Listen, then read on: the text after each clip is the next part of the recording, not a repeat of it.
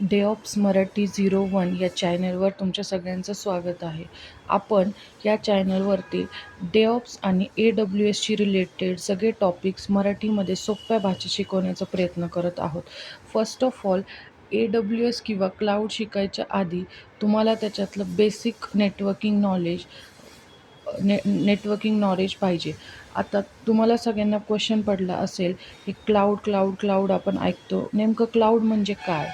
तर क्लाउड म्हणजे काय? समजा तुम्हाला एक वेबसाईट चालवायची आहे. तर पूर्वी काय करावं लागायचं की स्वतःचं सर्व्हर विकत घ्यावं लागायचं. सर्व्हर इन केस काय की तुम्हाला काही हार्डवेअर असो, सॉफ्टवेअर असो, तुमचा एक PC असो, CPU असो, अशा काही गोष्टी विकत घ्याव्या लागायच्या. मग ते सेकंडरी ते ऑफिसमध्ये ठेवाव्या लागायच्या. त्याच्यानंतर इलेक्ट्रिसिटी, इंटरनेट, कूलिंग, सिक्युरिटी सगळे स्वतःला बघावं लागायचे. सर्व्हर खराब झाले तर स्वतः दुरुस्त करावं लागायचे. ह्या सगळ्या गोष्टी खूप महाग आणि अवघड आहेत. म्हणून क्लाउडचा शोध लागला. तर क्लाउड म्हणजे काय? दुसऱ्या कंपनीचे सर्व्हर इंटरनेटद्वारा भाड्याने वापरणे.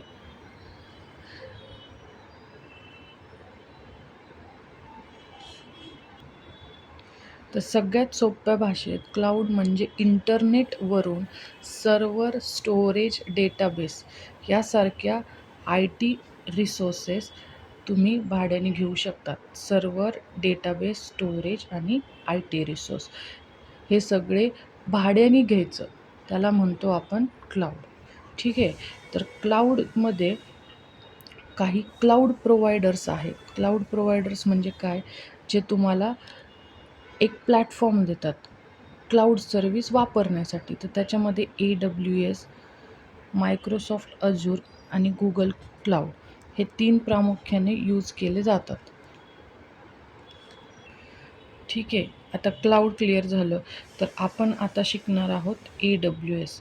फर्स्ट स्टेप असते क्लाउड. क्लाउडचा सब पार्ट म्हणू शकतो, ज्याला आपण म्हणतो AWS. AWS काय आहे? क्लाउड सर्व्हिस आहे किंवा सर्व्हिस प्रोव्हायडर आहे. AWSची क्लाउड कम्प्युटिंग सर्व्हिस आहे. ॲमेझॉनने जगभरात मोठे मोठे डेटा सेंटर्स बांधलेले आहेत. तुम्ही त्यांचे सर्व्हर्स, डेटाबेस, स्टोरेज, नेटवर्किंग इत्यादी द्वारा भाड्याने वापरू शकता. म्हणजे काय? AWS, ॲमेझॉनचे सर्व्हर्स प्लस अनेक क्लाउड सर्व्हर्स.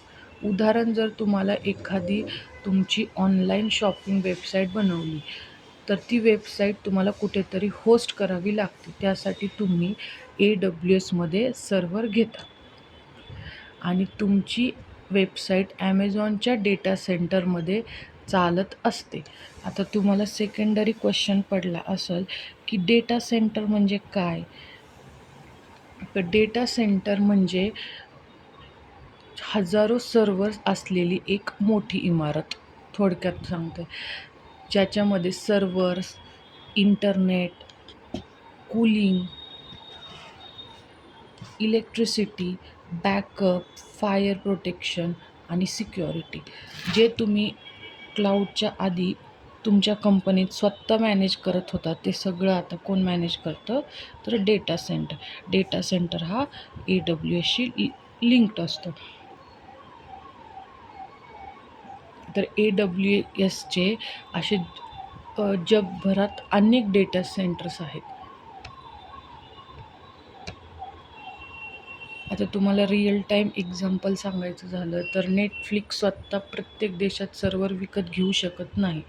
त्याऐवजी क्लाउड वापरतो. त्यामुळे लाखो लोक एकाच वेळी मूव्हीज, वेब सिरीज असं पाहू शकतात.